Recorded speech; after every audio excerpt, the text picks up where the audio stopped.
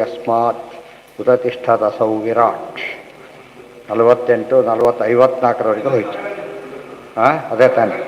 ತತಃ ತೇನ ಅನುವಿಧೇಭ್ಯ ಯುಕ್ತೇಭ್ಯ ಅಂಡಂ ಅಚೇತನಂ ಉತ್ಥಿತಂ ಪುರುಷಃ ಯಸ್ಮಾತ್ ಉದತಿಷ್ಠದಸೌ ವಿರಾಟ್. ಯಾರು ಪ್ರವೇಶ ಮಾಡಿದರೂ ದೇಹ ಹೇಳಲಿಲ್ಲ. ವಾಯುದೇವರು ಪ್ರವೇಶ ಮಾಡಿದ ತಕ್ಷಣ ದೇಹ ಎದ್ದಿದೆ. ಆ ಭಾಗ ಮಾತ್ರ ಹೇಳ್ತಾರೆ. ಅಚೇತನಾದ್ಯತಸ್ತಂಡಾತ್ ಬ್ರಹ್ಮ ಸಮಜನಿಸ್ಫುಟಂ ಅತೋ ಬ್ರಹ್ಮಾಂಡಮಿತ್ಯಾಹುರ್ವಿರಾಟ್ ಬ್ರಹ್ಮ ಪ್ರಕಾಶನಾತ್ ಇತಿ ಚ. ಅಚೇತನಾತ್ ಬ್ರಹ್ಮಾಂಡ ಶಬ್ದಕ್ಕೆ ವಿಶೇಷವಾದ ಒಂದು ಹೊಸ ಅರ್ಥವನ್ನು ಹೇಳ್ತಾರೆ. ಅಚೇತ ಅಂಡ, ಅಚೇತನವಾದ ಅಂಡದಿಂದ ಬ್ರಹ್ಮ ಸಮಜನಿಸ್ಫುಟಂ, ಬ್ರಹ್ಮದೇವರು ಅವತರಿಸಿದರು. ಅದಕ್ಕೋಸ್ಕರ ಬ್ರಹ್ಮದೇವರು ಅವತರಿಸಿದ ಅಂಡ ಬ್ರಹ್ಮಾಂಡ ಅಂತ ಹೆಸರಾಯಿತು. ತಥೋ ಅಥೋ ಬ್ರಹ್ಮಾಂಡಮಿತ್ಯಾಹು ವಿರಾಟ್ ಬ್ರಹ್ಮ ಪ್ರಕಾಶನ. ಬ್ರಹ್ಮದೇವರಿಗೆ ವಿರಾಟ್ ರಾಟ್ ವಿರಾಟ್ ಪ್ರಕಾಶನವನ್ನು ಮಾಡೋದರಿಂದ ಹಸ್ತೌ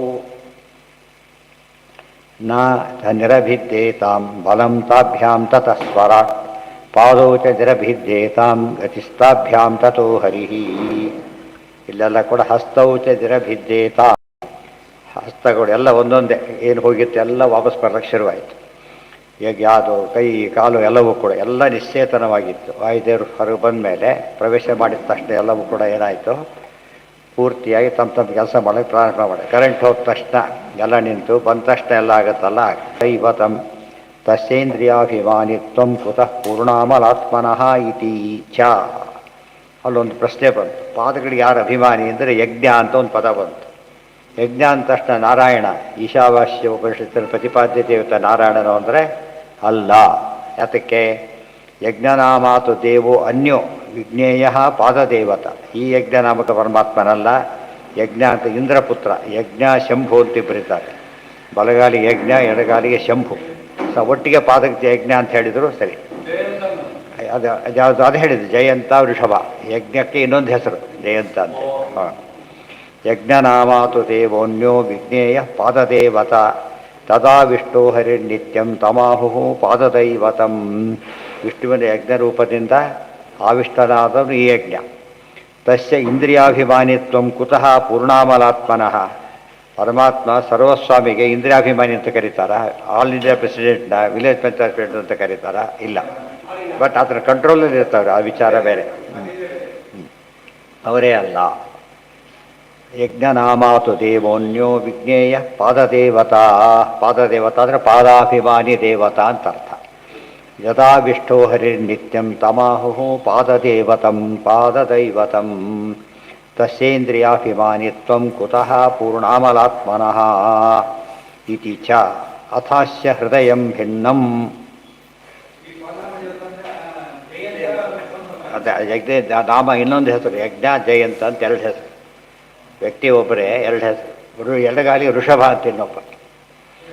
ಅಥಾಸ್ಯ ಹೃದಯಂ ಭಿನ್ನಂ ಹೃದಯಾನ್ ಮನಬುದ್ಧಿತಂ ಮನಸ್ಸಶ್ಚಂದ್ರಮಾ ಜಾತೋ ಬುದ್ಧಿರ್ಬುದ್ಧೇಃ ಗಿರಾಂಪತಿ ಅಹಂಕಾರಸ್ತತೋ ರುದ್ರಃ ಚಿತ್ತಂ ಚೈತ್ಯಸ್ತತೋ ಭವತ್. ಅಥಾಸ್ಯ ಹೃದಯಂ ಭಿನ್ನಂ ಹೃದಯಾತ್ ಮನಬುದ್ಧಿತಂ. ಆಮೇಲೆ ಹೃದಯ, ಅದರಿಂದ ಮನಸ್ಸು. ಮನಸ್ಸಶ್ಚಂದ್ರಮಾ ಜಾತ, ಚಂದ್ರಮಾ ಮನಸ್ಸೋ ಜಾತ. ವಿಷ್ಣು ಪುರುಷ ಸೂಕ್ತದ ಅರ್ಥ ಅದು. ಬುದ್ಧಿ ಬುದ್ಧೇರ್ ಗಿರಾಂಪತಿ, ಬುದ್ಧಿಗೆ ಗಿರಾಂಪತಿ ಬೃಹಸ್ಪತಿ. ಅಹಂಕಾರಸ್ತತೋ ರುದ್ರ, ಅವರೇ ರುದ್ರದೇವರು ಅಹಂಕಾರಾಭಿಮಾನಿ. ಚಿತ್ತಂ ಚೈತ್ಯಸ್ತತೋ ಭವತ್, ಅವರೇ ಅದಕ್ಕೆ ಚಿತ್ತಾಭಿಮಾನಿ. ಚೈತ್ಯ ಅಂದರೆ ಪ್ರತಿಮೆ ಅಂತ ಅರ್ಥ. ಚೈತ್ಯೋಪಿ ಭಗವಾನ್ ವಿಷ್ಣುರಂತರ್ಯಾಮೇ ಚತುರ್ಮುಖಾತ್ ಸ್ವೇಚ್ಛೆಯ ವ್ಯಕ್ತಿಮಗಮತ್ ತೇನ ತತೋಸೌ ಬ್ರಹ್ಮಚ ಸ್ಮೃತಃ. ಚೈತ್ಯೋಪಿ ಭಗವಾನ್ ವಿಷ್ಣು ಅಂತರ್ಯಾಮಿ ಚತುರ್ಮುಖಾತ್. ಪರಮಾತ್ಮ ಚತುರ್ಮುಖ ಬ್ರಹ್ಮದೇವರ ಮೂಲಕವಾಗಿ ಸ್ವೇಚ್ಛೆಯ ವ್ಯಕ್ತಿ ಆಗಮತ್, ವ್ಯಕ್ತನಾದ. ಅದಕ್ಕೇನಂತ ಕರೀತಾರೆ? ಬ್ರಹ್ಮಜಃ ಅಂತ ಕರೀತಾರೆ. ವಿಷ್ಣುವಿಗೆ ಬ್ರಹ್ಮಜ ಅಂತ ಹೆಸರು. ಬ್ರಹ್ಮದೇವರಿಂದ ಹುಟ್ಟಿದವರು ಅಂದ್ರಲ್ಲ, ನಿಮಿತ್ತ ಮಾಡಿಕೊಂಡು ಪ್ರಾದುರ್ಭೂತರಾದವರು ಅಂತ. ವಸುದೇವ ಪುತ್ರ ಅಂತ ಕರೆದ್ರೆ ಹೇಗೋ ಹಾಗೆ. ವಸುದೇವ ಪುತ್ರ, ದಶರಥ ಪುತ್ರ ಅಂದರೆ ನಮಗೆ ಅರ್ಥ ಆಗುತ್ತೋ ಇಲ್ಲೋ. ಸೊ ಬ್ರಹ್ಮಪುತ್ರ ಅಂತಲೂ ಕರೀತಾರೆ. ಬ್ರಹ್ಮದೇವರಿಂದ ಅಭಿವ್ಯಕ್ತನಾಗಿದ್ದರಿಂದ ಪ್ರತಿಮೆ, ಪ್ರತಿಮೆ. ಅದರಿಂದ ಬ್ರಹ್ಮದೇವರು, ಅದರಿಂದ ವಿಷ್ಣು ಪ್ರಾದುರ್ಭೂತನಾದ. ಅದಕ್ಕೇನಂತ ಕರೀತಾರೆ? ಬ್ರಹ್ಮ. ಹಾಂ, ಹೌದು. ವಿಷ್ಣುರ್ಗತ್ಯೈವ ಚರಣೌ ತೋದತಿಷ್ಠತ್ ನೋದತಿಷ್ಠತ್ತೋ ವಿರಾಟ್ ನಾಡೀರ್ನದ್ಯೋ ಲೋಹಿತೇನ ನೋದತಿಷ್ಠತ್ತೋ ವಿರಾಟ್. ಈಗ ಪ್ರವೇಶ ಮಾಡಿದೆ ಆಯಿತು, ಬಿಟ್ಟಾಗ ಒಂದೊಂದೇ ಬೀಳಕ್ಕೆ ಯಾರು ಪ್ರವೇಶ ಮಾಡಿದ್ರೆ ಹೇಳ್ತಾ ಇಲ್ಲ ಅನ್ನೋದನ್ನು ಸ್ಪಷ್ಟ ಮಾಡ್ತಾರೆ. ಮತ್ತೆ ವಿಷ್ಣು ಗತ್ಯೈವ ಚರಣೌ ನೋದತಿಷ್ಠತ್ತೋ ವಿರಾಟ್. ಆದರೆ ವಿಷ್ಣು ಪ್ರವೇಶ ಮಾಡಿ, ವಿಷ್ಣು ಅಂದರೆ ಈ ವಿಷ್ಣು ಅಲ್ಲ, ವಿಷ್ಣು ಇನ್ನೊಂದು ಹೇಳ್ತಾರೆ, ನೆಕ್ಸ್ಟ್ ನೋಟಲ್ಲಿ ಹೇಳ್ತಾರೆ. ನಾಡೀರ್ನದ್ಯೋ ಲೋಹಿತೇನ ನೋದತಿಷ್ಠತ್ತೋ ವಿರಾಟ್ ಯಜ್ಞಾಂತಸ್ಥಃ ಸ್ವಯಂ ಪಾದೌ ವಿಷೇನ್ ನೋತ್ಥಾಪಯದ್ಧರಿ ಶಕ್ತೋಪಿ ಬ್ರಹ್ಮವಾಯೋಸ್ತು ಬಲಜ್ಞಪ್ತೈ ಜನಾರ್ದನಃ ತಸ್ಸ ಉತ್ಥಾಪಯಾಮಾಸ ಬ್ರಹ್ಮದೇಹಂ ವಿಶನ್ ಪ್ರಭು. ಇಲ್ಲೊಂದು ವಿಶೇಷ ನಡೀತು. ಯಜ್ಞನಾಮಕ ಇಂದ್ರಪುತ್ರ ಪರಮಾತ್ಮ ಯಜ್ಞನಾಮಕನಾಗಿದ್ದಾನೆ, ಪಾದದಲ್ಲಿ ಪ್ರವೇಶ ಮಾಡಿದ, ಅದು ಹೇಳಲಿಲ್ಲ. ನಮಗೇನು ಅನಿಸಿದಾಗ ಪರಮಾತ್ಮ ಪ್ರವೇಶ ಮಾಡಿದ್ರೆ ಏನಾಗಬೇಕಾಗಿತ್ತು, ಹೇಳಬೇಕಾಗಿತ್ತು, ಹೇಳಲಿಲ್ಲ. ಪರಮಾತ್ಮನ ಆಸಕ್ತಿ ಅಲ್ಲ ಇದು, ಬ್ರಹ್ಮದೇವರ ಶಕ್ತಿ ತಿಳಿಸ್ಬೇಕು ಅಂತ ಏನು ಮಾಡಿದ ಪರಮಾತ್ಮ, ಹೇಳ್ದಂತೆ ಮಾಡಿದ. ವಾಯುದೇವರು ಪ್ರವೇಶ ಮಾಡಿದ ಮೇಲೆ ಹೇಳಬೇಕು ಅಂತ ಮಾಡಿದ, ಅಷ್ಟೇ ಹೊರತು ದೇವ್ರ ಕೈಯಲ್ಲಿ ಆಗಲಿಲ್ಲ ಅಲ್ಲ. ಅದೇ ಬಂದಿದೆ, ತೇಷಾಮ ಶಕ್ತಿಂ ಪ್ರಕಟಾಂ ವಿಧಾಯ. ಹನುಮಂತ ಮೊದಲು ಮಾತಾಡಲಿಲ್ಲ, ಎಲ್ಲರೂ ಮಾತಾಡಿದ್ರೆ ಹನುಮಂತ ಮಾತಾಡಿದ್ದು. ಯಾಕೆಂದರೆ ಅವರಿಗೆಲ್ಲ ಆಗೋದಿಲ್ಲ ಅಂತ ಗೊತ್ತಾಗಲಿ ಅಂತೇಳಿ. ಅಂದರೆ ಆ ಶಕ್ತಿಯನ್ನು ಉಳಿದವರಿಗೆ ತೋರಿಸ್ಬೇಕು. ಇವ್ರ ಶಕ್ತಿ ಪ್ರಕಾಶನ ಮಾಡಲಿಕ್ಕೆ ಪರಮಾತ್ಮ ತಾನು ಕೂಡ ಸುಮ್ಮನೆ ಇದ್ದಾಗ. ವಿರಾಟ್ ಪ್ರವೇಶ ಪ್ರಸಂಗ ಎಲ್ರಿಗೂ ಗೊತ್ತಿದೆ. ಆಭವನು ದೇಹದೊಳಗೆಲ್ಲ ಹರಿತಾನೆ ಎಲ್ಲ ಗೊತ್ತಿದೆ. ಕರ್ಣಾಭಿಮಾನಿಸುರರು ದೇಹವನ್ನು ಬಿಡಲು ಕುರುಡ ಕಿವುಡನು ಮೂಕನೆಂದೆನಿಸುವ ಪರಮ ಮುಖ್ಯ ಪ್ರಾಣ ತೊಲಗಲ ಆ ದೇಹವನ್ನು ಅರಿತು ಪೆಣನೆಂದು ಬೇಡ್ಬರು. ಆ ಕಥೆ ಇದರಲ್ಲೂ ಬರುತ್ತೆ, ಭಾಗವತ ಕಪಿಲಗೀತಾದಲ್ಲಿ ಆ ವಿಷಯ ಬಂದಿದೆ. ಗೊತ್ತಾಯ್ತಾ? ಇಲ್ಲಿ ಬಹಳ ಇಂಪಾರ್ಟೆಂಟ್ ಏನಂದರೆ, ಹರಿ ಬ್ರಹ್ಮದೇವರಿದ್ದಾರೆ, ಇವರಿದ್ದಾರೆ ವಿಷ್ಣು, ಇವರಿಬ್ಬರು ಕೂಡ ಇದರಲ್ಲಿ ಏನು ಮಾಡಲಿಲ್ಲ, ಪಾರ್ಟಿಸಿಪೇಟ್ ಮಾಡಲಿಲ್ಲ. ಅದರಿಂದ ಏನಾಯಿತು ಅಂದರೆ ಬ್ರಹ್ಮದೇವರಿಗೆ ಮಹತ್ವ ಗೊತ್ತಾಯಿತು. ಅಕಸ್ಮಾತ್ ಮಾಡಿದರೆ ಏನಾಗ್ತಿತ್ತು, ಅವರು ಎದ್ದು ಬಿಟ್ಟಿದ್ರೆ ವಾಯುದೇವ್ರ ಮಹತ್ವ ಗೊತ್ತಾಗ್ತಿರಲಿಲ್ಲ. ಅದಕ್ಕೋಸ್ಕರನೇ ಏನು ಮಾಡಿದರು ಅಂತ ಉದ್ದೇಶಪೂರ್ವಕ ಅವರು ಏನು ಮಾಡಲಿಲ್ಲ. ಬ್ರಹ್ಮದೇವರು ಹಿಂದೆ ವಾಯುದೇವರಾಗಿದ್ದವರಾದ್ದರಿಂದ ಪ್ರವೇಶ ಮಾಡಿದ್ರೆ ಹೇಳಬೇಕು. ಪರಮಾತ್ಮ ಅಂತೂ ಸರ್ವೋತ್ತಮ. ಇಬ್ಬರು ಕೂಡ ಏನು ಮಾಡಿದ್ದಾರೆ ಅಲ್ಲಿ, ಅವರಿಬ್ಬರು ಕೂಡ ಹರೇರ್ ವಿಂಚಶ್ಚ ಮಧ್ಯ ಸಂಸ್ಥಿತೇ ತಾತ್ಪರ್ಯದಲ್ಲಿ ಹೇಳಿದ್ದಾರೆ 3ನೇ ಅಧ್ಯಾಯದೊಳಗೆ. ಅವರು ಮಧ್ಯ ಸಂಸ್ಥಿತಿ ಅಂದರೆ ಏನು, ನ್ಯೂಟ್ರಲ್ ಆಗಿದ್ದರು ಅಂತ ಅರ್ಥ. ತಮ್ಮ ಇನ್ನು ತೋರಿಸಲಿಲ್ಲ. ಅವಾಗ ಏನಾಯಿತು, ವಾಯುದೇವ್ರ ಮಹಿಮೆ ಗೊತ್ತಾಯಿತು ಅಂತ ಅರ್ಥ. ಅದೇ ರೀತಿಯೇ ಸರ್ವಮೂಲ ಬರಲಿಕ್ಕೋಸ್ಕರ ಬಿಟ್ಟಿದ್ದರಿಂದ ವಾಯುದೇವ್ರ ಮಹಿಮೆ ಗೊತ್ತಾಯಿತು. ಇಲ್ಲದ್ರೆ ಗೊತ್ತಾಗ್ತಿರಲಿಲ್ಲ ಜನಗಳಿಗೆ. ಗೊತ್ತಾಯ್ತಾ? ಅದಕ್ಕೆ ಸರ್ವಜ್ಞ ಮನ್ಯ ಮನವೇಕ್ಷ ಸಕಾರ್ಯವೀರ್ಯಂ ಆಜ್ಞಾ ಮನ್ಯೈರಧಾರ್ಯಾಂ ಅಸ್ತ ತಸ್ಸ ಉತ್ಸ್ಥಾಪಯಾಮಾಸ ಬ್ರಹ್ಮದೇಹಂ ವಿಷಂ ಪ್ರಭು ಇತಿ ಚ ಬುದ್ಧ್ಯಾ ಬ್ರಹ್ಮಾಪಿ ಹೃದಯಂ ನೋದತಿಷ್ಠತ್ತೋ ವಿರಾಟ್ ರುದ್ರೋಭಿಮತ್ಯ ಹೃದಯಂ ನೋದತಿಷ್ಠತ್ತೋ ವಿರಾಟ್. ಬ್ರಹ್ಮದೇವರು ಪ್ರವೇಶ ಮಾಡಿದ್ರು, ಬುದ್ಧಿ ಹೇಳಲಿಲ್ಲ ಅಂತಾರೆ. ಬ್ರಹ್ಮ ಅಂದರೆ ಬ್ರಹ್ಮದೇವರಲ್ಲ, ಇಲ್ಲಿ ಬೃಹಸ್ಪತಿ ಬ್ರಹ್ಮ ಅಂತ ಹೆಸರಿದೆ. ಬ್ರಹ್ಮ ಬೃಹಸ್ಪತಿ. ಆಚಾರ್ಯರ ತಾತ್ಪರ್ಯ ಇದರಲ್ಲಿ ಗೀತಾ ತಾತ್ಪರ್ಯದ ವಾಕ್ಯ ಕೋಟ್ ಮಾಡ್ತಾರೆ. ಮಹಾಭಾರತ ಬ್ರಹ್ಮಾಪಿ ತನ್ನ ಜಾನಾತಿ ಈಶತ್ ಸರ್ವೋಪಿ ಜಾನತೆ ಅಂತ ಕೊಟೇಶನ್ ಕೊಡ್ತಾರೆ. ಟೀಕಾರ ತಕ್ಷಣ ಬರ್ತಿಲ್ಲ. ಬ್ರಹ್ಮ ಅಂದರೆ ಬೃಹಸ್ಪತಿ ಅಂತ ಅರ್ಥ. ಬ್ರಹ್ಮದೇವರು ತಿಳಿದಲ್ಲಿ ಮಹಾಭಾರತ ಅಂತ ಅರ್ಥ ಅಲ್ಲ. ಬೃಹಸ್ಪತ್ಯಾತಿಗಳು ಬ್ರಹ್ಮ ಅಂತ ಹೆಸರಿದೆ, ಅವರು ಅಂತ ಅರ್ಥ ಮಾಡಬೇಕಲ್ಲಿ. ಅದೇ ಕಾಂಟೆಕ್ಸ್ಟ್ ನೋಡಿ ಅರ್ಥ ಮಾಡಬೇಕು. ಯಾರ ಕೈಲಿ ಆಗಲಿಲ್ಲ ಅಂತ ಮಾತು ಬರುತ್ತೋ ಅಲ್ಲಿ ಅವರೆಲ್ಲ ಬೇರೆಯವರು. ಅವರೇ ಆಗಿದ್ದರೆ ಶಕ್ತಿ ತೋರಿಸಲಿಲ್ಲ. ಎರಡು ಅರ್ಥ ಮಾಡಬೇಕು. ಇನ್ನು ನಾಶಿಕೆ ಬರುತ್ತೆಲ್ಲ ಅಶಕ್ತರು, ಏನು ಮಾಡೋಕ್ಕಾಗಲೇ ಇಲ್ಲ. ಹಾಂ ಏನು ಅದಕ್ಕೆ ಬೇಕಿಲ್ಲ ಅಂತ. ಅದೇ ಪ್ರೂವ್ ಆಗಿದೆ ಮತ್ತೆ ಪ್ರೂವ್ ಮಾಡ್ತಾರೆ ಬೇರೆ ಕಡೆ ಕೂಡ, ಬೇಕಾಷ್ಟು ಕಡೆ ಮಾಡ್ತಾರೆ. ಇವರು ವಾಯುದೇವ್ರ ಬಗ್ಗೆ ಎಕ್ಸ್ಕ್ಲೂಸಿವ್ ತೋರಿಸೋಕೆ ಏನು ಮಾಡಿದರು, ಇದನ್ನು ತೋರಿಸಲಿಲ್ಲ. ಅದರಲ್ಲಿ ನ್ಯೂಟ್ರಲ್ ಆಗಿದ್ದರು, ಮಧ್ಯಸ್ಥರು ಕರೆಸರಿ ಅಂತ ಹೇಳ್ತಾರಲ್ಲ. ಏನಾಗಿರ್ಬೇಕು ಅವರು, ನ್ಯೂಟ್ರಲ್. ಆ ಕಡೆಗೆ ಬಲ ಪಕ್ಷ ವಹಿಸಬಾರ್ದು. ವಹಿಸ್ಬಿಟ್ರೆ ಏನಾಗುತ್ತೆ, ಅವ್ರು ಸರಿಯಾದ ಜಡ್ಜ್ಮೆಂಟ್ ಕೊಟ್ಟರು ಕೂಡ ಪಾರ್ಷಿಯಲ್ ಹೇಳ್ತಾರೆ. ಸರಿಯಾದ ಜಡ್ಜ್ಮೆಂಟ್ ಕೊಟ್ಟರು ಕೂಡ ಅವ್ರು ಕೊಡೋದಿಲ್ಲ ಅಂಬೋದು ಒಂದು ಅಂಶ. ಕೊಟ್ಟರು ಕೂಡ ಜನ ಸಸ್ಪೆಕ್ಟ್ ಮಾಡ್ತಾರೆ. ಆದ್ದರಿಂದ ಏನು ಮಾಡ್ತಾರೆ, ನ್ಯೂಟ್ರಲ್ ಆಗಿದ್ರೆ ಸಮಸ್ಯೆ ಬರೋದಿಲ್ಲ.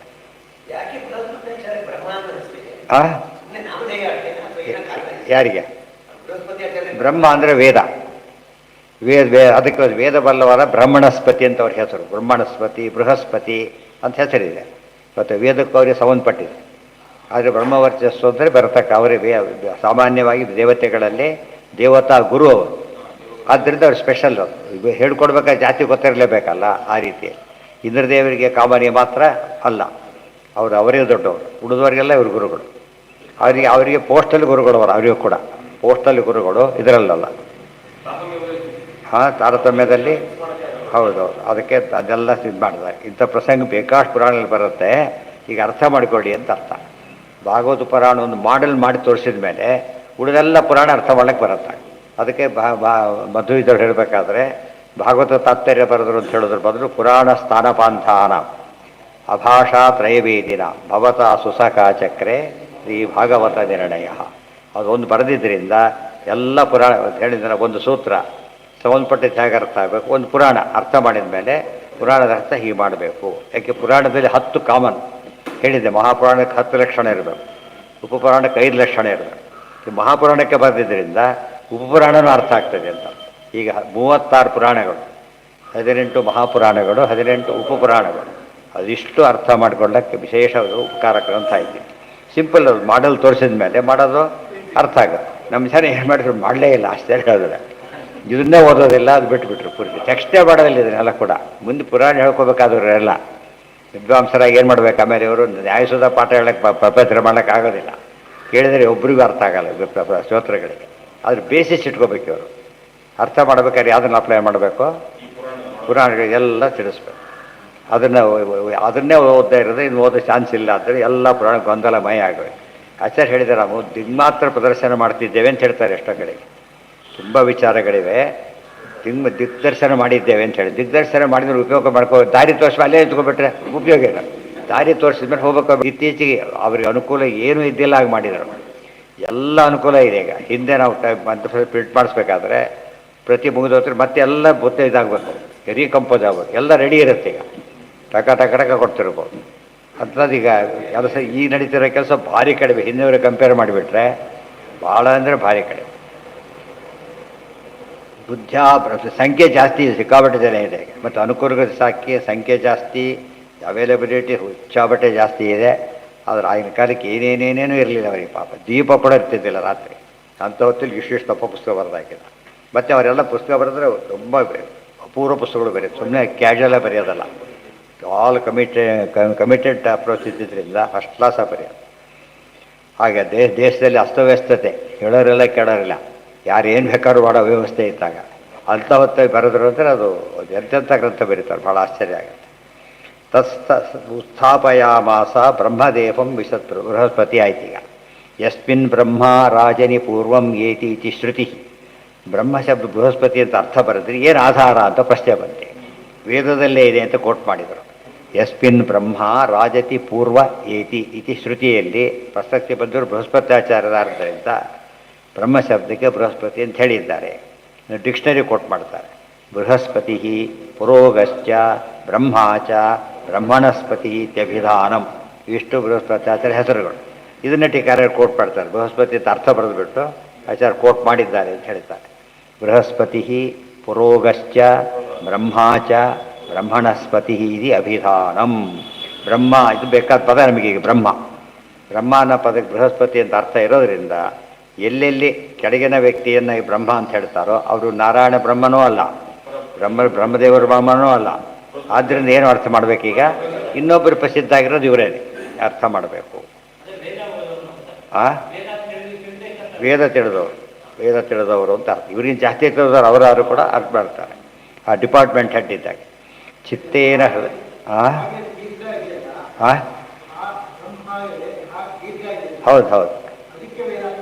ಹೌದು ಬ್ರಹ್ಮ ಎರಡು. ಒಂದು ಬರೀ ಬ್ರಹ್ಮಾಣಿ ನಡೆಯೋದು ನಪುಂಸಕಲಿಂಗ. ಬ್ರಹ್ಮ ಪುಲ್ಲಿಂಗ, ಎರಡು ಬ್ರಹ್ಮನ ಶಬ್ದಗಳೇ. ಅದು ಪುಲ್ಲಿಂಗ, ಇದು ನಪುಂಸಕಲಿಂಗ. ನಪುಂಸಕಲಿಂಗದಲ್ಲಿ ಬ್ರಹ್ಮಾಣಿ, ಪುಲ್ಲಿಂಗದಲ್ಲಿ ಬ್ರಹ್ಮಾಣವು ಬ್ರಹ್ಮಾಣ. ಈ ಪುಲ್ಲಿಂಗದ ಬ್ರಹ್ಮ ಅಂದರೆ ಬ್ರಹ್ಮದೇವರು, ನಪುಂಸಕಲಿಂಗದ ಬ್ರಹ್ಮ ಅಂದರೆ ಪರಮಾತ್ಮ. ಅದಕ್ಕೆ ಅಥಾತೋ ಬ್ರಹ್ಮ ಜಿಜ್ಞಾಸ ಅಂದರೆ ಬ್ರಹ್ಮಣ ವಿಷ್ಣೋ ಜಿಜ್ಞಾಸ ಅಂತ ಅರ್ಥ. ಅದೇ ಬ್ರಹ್ಮ ವಿವರ್ಧನ ಬಂದಿದೆಯಲ್ಲ, ಅದೇ ಹೇಳಿ. ಈ ಬ್ರಹ್ಮ ಎರಡು ಶಬ್ದ ವಾಚ್ಯರು ಪರಮಾತ್ಮನೇ. ಲೋಕದೃಷ್ಟಿಯಿಂದ ಇಟ್ಟು ರಿಸರ್ವ್ ಆಗಿದೆ ಅಷ್ಟೇ. ಉಳಿದ ಏನು ಹೇಳಿದ್ರು ದೇವರು ಹೇಳ್ಬೇಕಾದ್ರೆ ಅದು ಹಾಗೇನೆ.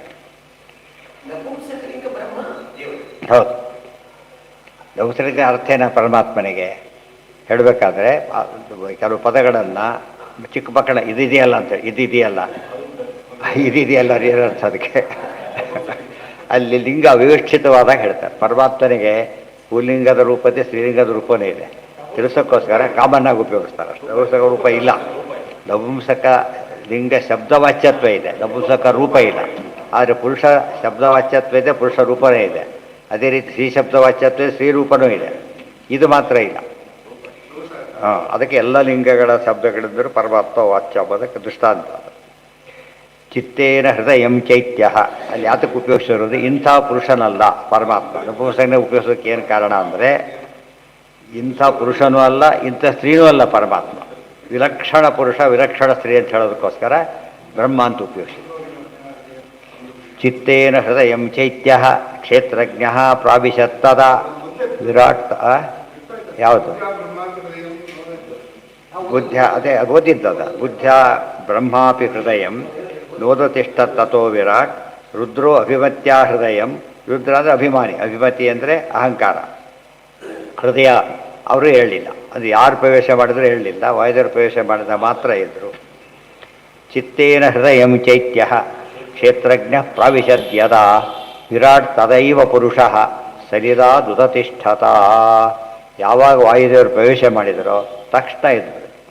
ಚಿತ್ತೇನ ಹೃದಯಂ ಚೈತ್ಯ ಕ್ಷೇತ್ರಜ್ಞ ಪ್ರಾವಿಶದ್ಯದ ವಿರಾಟ್ ತದೈವ ಪುರುಷ ಸಲಿಲಾದುತ್ಥಿತಸ್ಮುತತಿಷ್ಠತ ಅದು ಹೇಳ್ತಾರೆ.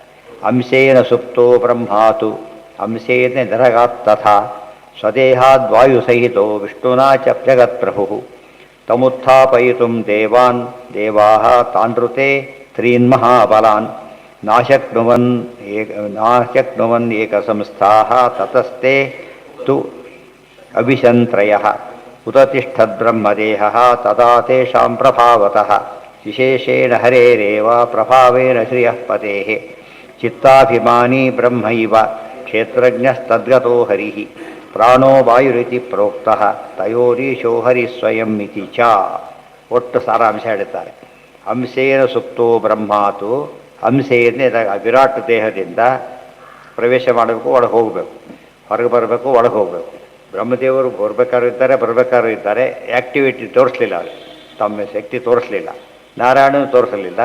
ವಾಯುದೇವರು ಪ್ರವೇಶ ಮಾಡಿದಾಗ ಗೆದ್ದರು. ಒಟ್ಟು ದೇಹ ನೆಪಸ ಶಕ್ತಿ ಇರೋದು 3 ಜನಕ್ಕೆ, ಸರ್ವೋತ್ತಮನಾದ ವಿಷ್ಣುವಿಗೆ, ಜೀವೋತ್ತಮರ ಬ್ರಹ್ಮವಾಯುಗಳಿಗೆ ಎಂಬ ಸಿದ್ಧಾಂತ ಅದನ್ನೆಲ್ಲ ಹೇಳ್ತಾರೆ. ಸ್ವದೇಹಾದ್ವಾಯು ಸಹಿತೋ ವಿಷ್ಣುನಾ ಚ ಜಗತ್ಪ್ರಭು ತಮುತ್ಥಾಪಯಿತುಂ ದೇವಾಃ ತಾನ್ ಋತೆ ತ್ರೀನ್ ಮಹಾಬಲಾನ್. 3 ಜನಗಳನ್ನು ಬಿಟ್ಟರೆ ಬೇರೆಯವ್ರ ಕೈಲಿ ಆಗಲಿಲ್ಲ. ನಾಶಕ್ನುವನ್ ಏಕಸಂಸ್ಥಾಃ ತತಸ್ತೆ ಚಾಭಿಷತ್ ತು ಅಭಿಶಂತ್ರಯಃ. ಅವರು 3 ಜನದಲ್ಲಿ ಯಾರು ಹೋದರೂ ಕೂಡ 3 ಜನ ಒಟ್ಟಿಗೆ ಹೋಗ್ತಾರೆ. ಅವ್ರ ಮಹಿಮೆ ತೋರಿಸ್ಲಿಕ್ಕೆ ಪರಮಾತ್ಮ ತಾನೊಂದು ಇರಲೇಬೇಕಾದ್ರಿಂದ ಹೋಗ್ತಾನೆ. ಇದು 3 ಜನ ಸರಿಯಾಗಿ ತಿಳ್ಕೊಂಡಿರ್ಬೇಕು. ಉದತಿಷ್ಠ, ಆಗ ಬ್ರಹ್ಮದೇಹ ಎದ್ದಿತ್ತು. ಉದತಿಷ್ಠದ್ ಬ್ರಹ್ಮದೇಹ ತದಾ ತೇಷಾಂ ಪ್ರಭಾವತಃ ವಿಶೇಷೇಣ ಹರೇರೇವ ಪ್ರಭಾವೇನ ಶ್ರೀಯಪತೆ. ನಿಜವಾದ ಪ್ರಭಾವ ಅಂದರೆ ಶ್ರೀಪತಿ, ಹರಿದೇ ಹೊರತು ಬೇರೆ ಅಲ್ಲ. ಚಿತ್ತಾಭಿಮಾನಿ ಬ್ರಹ್ಮೈಮ ಕ್ಷೇತ್ರಜ್ಞ ತದ್ಗತೋ ಹರಿ. 3 ಪದ ಉಪಯೋಗಿಸಿದ್ದಾರೆ. ಚಿತ್ತಾಭಿಮಾನಿ, ಕ್ಷೇತ್ರಜ್ಞ, ವಾಯು ಅಂತೇಳಿ. ಅದಕ್ಕೆ ಪ್ರಾಣ ಅಂದರೆ ವಾಯುದೇವರು, ಚಿತ್ತಾಭಿಮಾನಿ ಅಂದರೆ ಬ್ರಹ್ಮದೇವರು, ಕ್ಷೇತ್ರಜ್ಞ ಅಂದರೆ ಹರಿ. ತಯೋರೀಶೋ ಹರಿ ಸ್ವಯಂ. 3 ಜನ ಬೇಕು. ಅವರಿಬ್ಬರಲ್ಲೂ ಈ ಸ್ವಾಮಿ ಆದವರು ಸರ್ವೋತ್ತಮ. ಈಗ ದೇವೋತ್ತಮ, ಸರ್ವೋತ್ತಮ, ಉಳಿದವರು ಉತ್ತಮರೇ ಹೊರತು ಈ ಗುಬ್ಬೆ ಸೇರೋದಿಲ್ಲ. ಈ ಉಪನಿಷತ್ತಿನ ಬಂದಿದೆ, ಅಲ್ಲಿ ಬರೆದಿದ್ದಾರೆ. ಅಲ್ಲಿ ಬರೆದೇ ಇರೋ ಅನೇಕ ಅಂಶ ಇಲ್ಲಿ ಬರೆದಿದ್ದಾರೆ. ಆದ್ದರಿಂದ ಎಲ್ಲ ಸೇರಿಸ್ಬೇಕು 3 ಕೂಡ. ಪ್ರಾಣೋ ವಾಯುರಿತಿ ಇತಿ ತೃತೀಯ ತಾತ್ಪರ್ಯೇ ಭಾಗವತೆ ತೃತೀಯ ಸ್ಕಂದ ತಾತ್ಪರ್ಯೇ ಸಪ್ತವಿಂಶೋ ಅಧ್ಯಾಯ 27ನೇ ಅಧ್ಯಾಯ ಮುಗಿತು. ಈಗ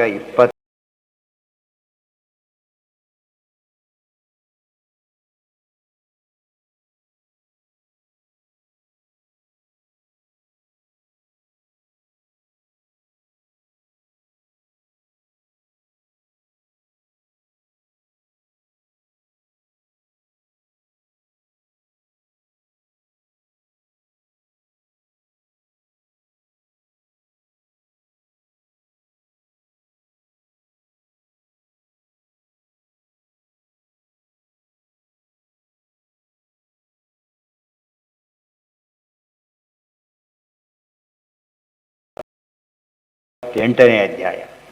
ಪ್ರಬುದ್ಧ ಸ್ವಪ್ನ ಸುಪ್ತಿಭ್ಯಾಂ ಸಂಸ್ಮರನ್ ಆತ್ಮವೈಶಸಂ ವೈತಥ್ಯಂ ಚಾಭಿಚಾರಂಚ ನಾಸೌ ಧ್ಯಾಯೇತ್ಯತೋ ಭಯಂ ಅಜ್ಞಾನಂ ಸುಪ್ತಿಶಬ್ದೋಕ್ತಂ ಸ್ವಪ್ನಶ್ಚೈವ ವಿಪರ್ಯಾಯತೆ ಭಾರತ ಪ್ರಬುದ್ಧ ಸ್ವಪ್ನಸುಪ್ತಿಭ್ಯಾಂ ಸಂಸ್ಮರನ್ ಆತ್ಮವೈಶಸಂ ಸ್ವಪ್ನದಿಂದ ಹೇಳೋದು ಸುಪ್ತಿಯಿಂದ ಹೇಳೋದು ಮಾಡಿದಾಗ ವೈತಥ್ಯಂ ವ್ಯಭಿಚಾರಂಚ ನಾಸೌ ಧ್ಯಾಯೇತ್ಯತೋ ಭಯಂ ಪರಮಾತ್ಮ ಇದ್ದೇ ಇರ್ತಾನೆ. ಆದರೆ ಜೀವನಿಗೇನಾಯ್ತು ಈಗ ಸ್ವಪ್ನಾವಸ್ಥೆಯಲ್ಲಿ ಏನೋ ಕಾಣ್ತಾನೆ, ಸುಪ್ತಾವಸ್ಥೆಯಲ್ಲಿ ಎಚ್ಚರಣೆ ಇಲ್ಲ, ಜಾಗ್ರದ ಅವಸ್ಥೆಯಲ್ಲಿ ಸ್ವಾತಂತ್ರ್ಯ ಇಲ್ಲ. ಮೂರು ತಗೊಂಡ ಮೇಲೆ ನಿವೇದಿಗೆ ಎಷ್ಟು ಕಡಿಮೆ ಯೋಗ್ಯತೆ ಇದೆ, ದೇವರು ಎಷ್ಟು ದೊಡ್ಡವನು ಅಂತ ಅರ್ಥ ಆಗುತ್ತೆ ಅಂತ ತಾಯಿಗೆ ಕಪಿನಾಮಕ ಭಗವಂತ ಹೇಳ್ತಾ ಇದ್ದಾರೆ. ಹಾಂ ಹೇಳಿ.